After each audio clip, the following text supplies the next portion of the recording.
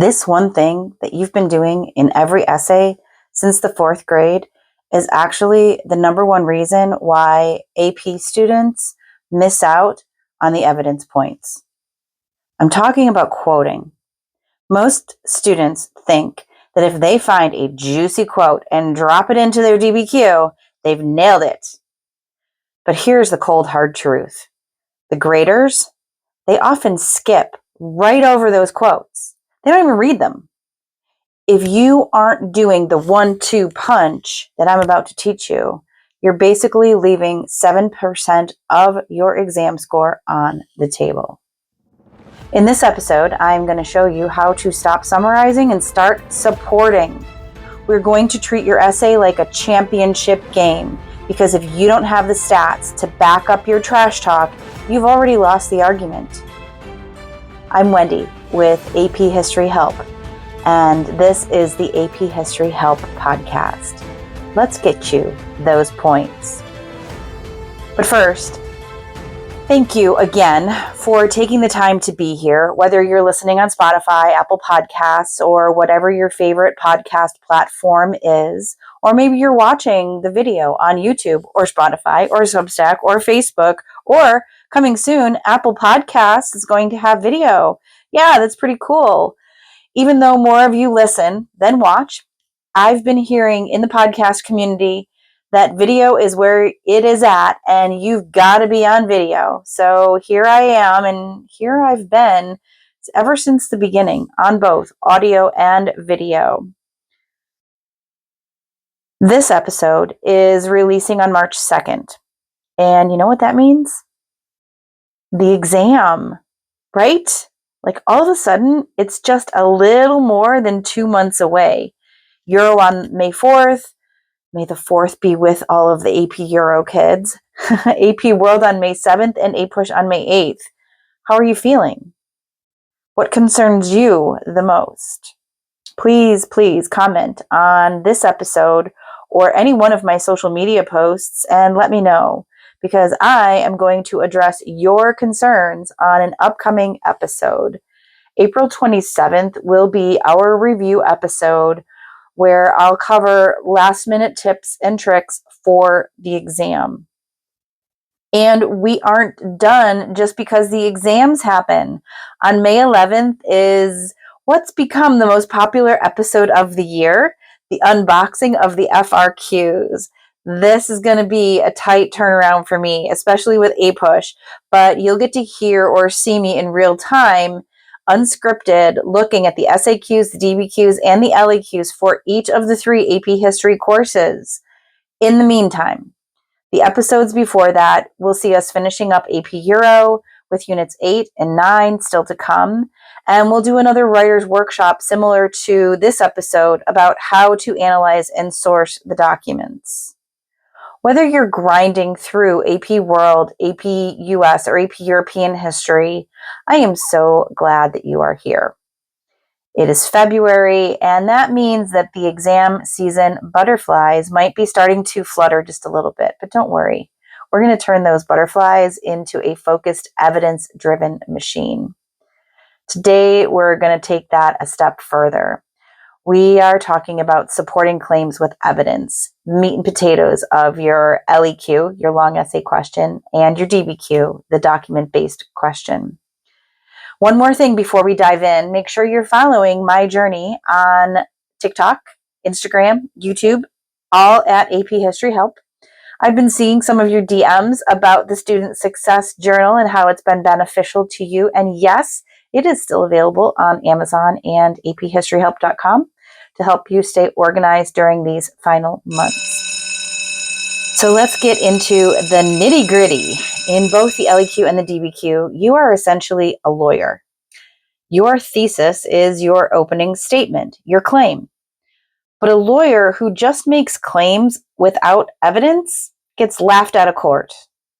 The biggest difference between the 2 essays is where you get your proof. Think of the LEQ as a brain dump. You have no documents. You have to rely on specific factual information. That's the stuff that's stored up there in your beautiful brain. You need to identify at least 2 specific pieces of evidence that support your argument. Always try for 3 or 4 if you've got them. But here's the trap. Don't just list your facts.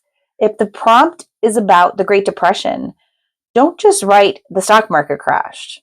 You have to explain how the crash supports your specific argument about, say, the shift in federal power or people buying stocks on margin. Now, with the DBQ, you use the hybrid approach because it's a bit different, right? You have 7 documents that are provided for you, but to get the full evidence points, you need document evidence using at least 4 documents to support your argument. If it says 4, go for 5. And evidence beyond the documents. This is one piece of specific historical evidence not found in the documents. And it's your chance to show the graders that you actually know the history, not just how to read a packet. Now, pro tip.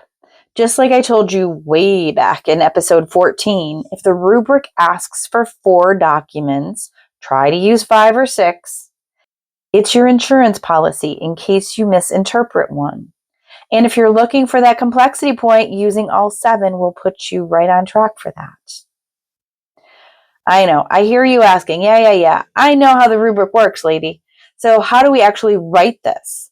You can't just drop a fact like a hot potato and move on. You have to anchor it to your thesis. I like to use the 1-2 punch analogy.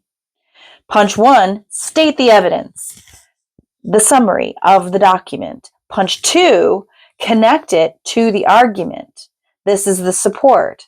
Use those power phrases that have been mentioned before by me and others, like this shows that, or this means, or this is important because, or this is significant because. If you're talking about my old car, the 2017 Hyundai Accent, and you're arguing that it's a reliable commuter car, you wouldn't just say it has 4 wheels. You would say the 2017 Hyundai Accent consistently achieved over 35 miles per gallon, which shows that it was designed for economic efficiency during long commutes. See the difference? Summary versus support.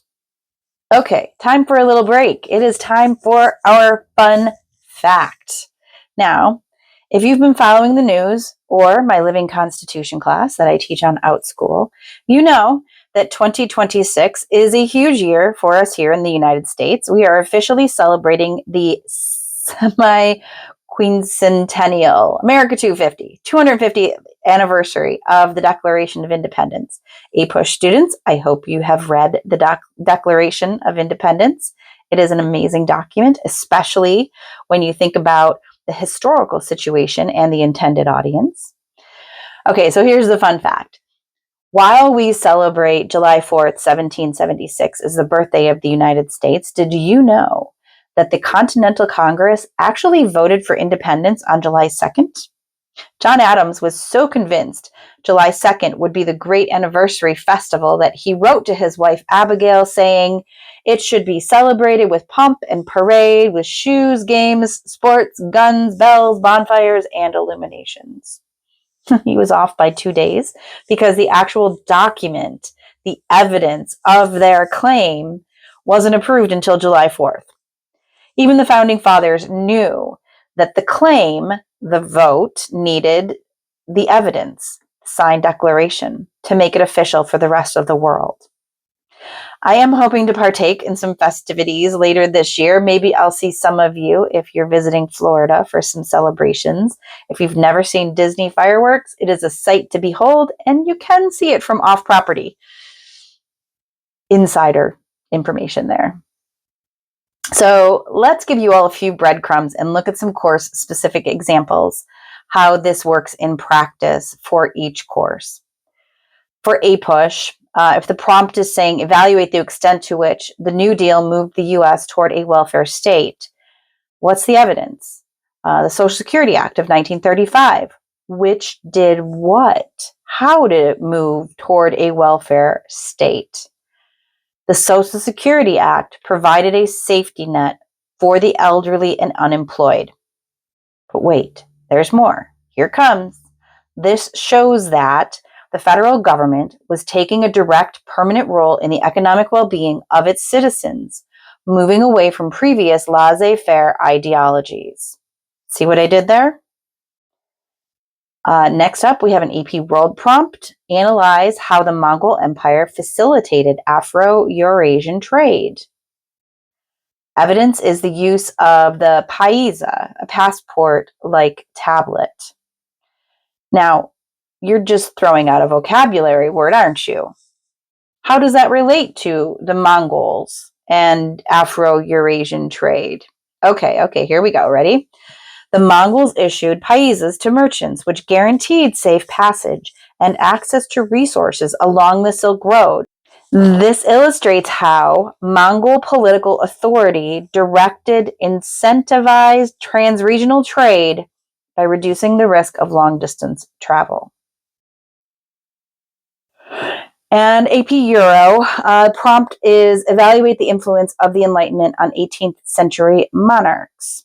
Evidence, Joseph II of Austria's Edict of Tolerance. Good? Oh, wait. Where's the support, right? I mean, Joseph II issued the Edict of Tolerance in Austria. So let's show how it supports that argument. By issuing the Edict of Tolerance, Joseph II granted religious rights to Protestants and Jews. This means that even absolute monarchs were beginning to adopt Enlightenment ideals of religious pluralism to ensure state stability. Remember, the graders are not just looking for what you know. They are looking for how you use what you know. Don't quote the documents. Interpret them. It takes less time, and it earns you more respect from the readers.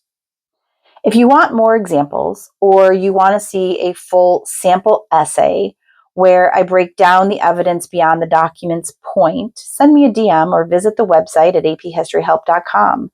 I am always happy to hop on Zoom for a quick session with you to look at a prompt together.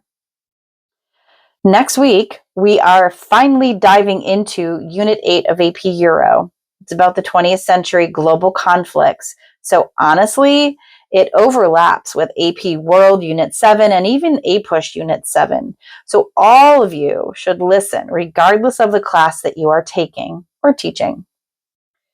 Hit that subscribe button so that you don't miss it. Tell your friends. Keep studying. Keep practicing. And remember, you've got this. This episode of the AP History Help podcast is now history.